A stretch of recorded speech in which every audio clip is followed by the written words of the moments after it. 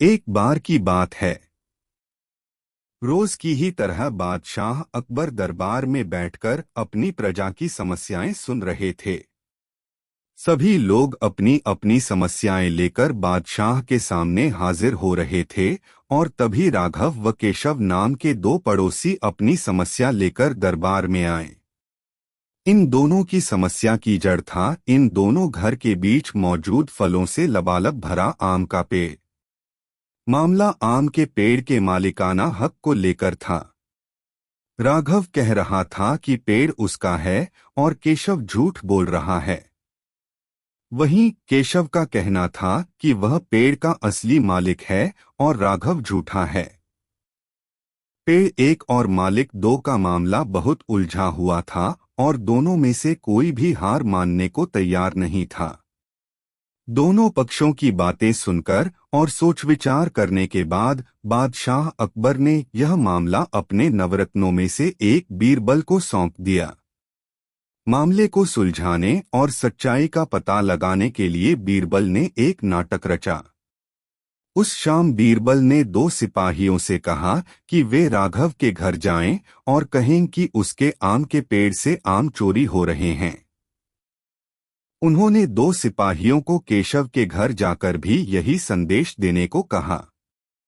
साथ ही बीरबल ने कहा कि यह संदेश देने के बाद वो उनके घर के पीछे छिपकर देखें कि राघव और केशव क्या करते हैं।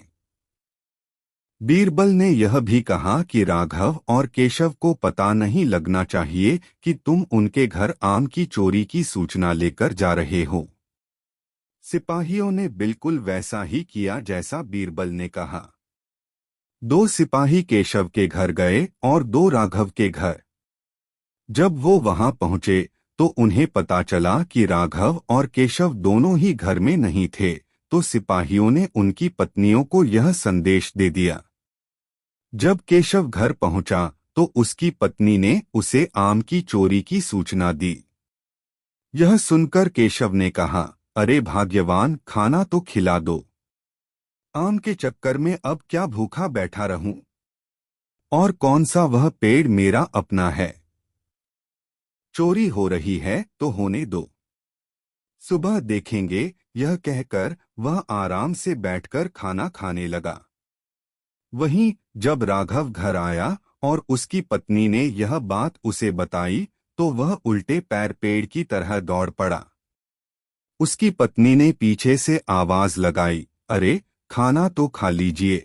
जिस पर राघव ने कहा, खाना तो सुबह भी खा सकता हूँ, लेकिन अगर आज आम चोरी हो गए तो मेरे पूरे साल की मेहनत पर पानी फिर जाएगा। सिपाहियों ने दोनों के घर के बाहर छिपकर यह सारा नजारा देखा और वापस दरबार जाकर बीरबल को बताया।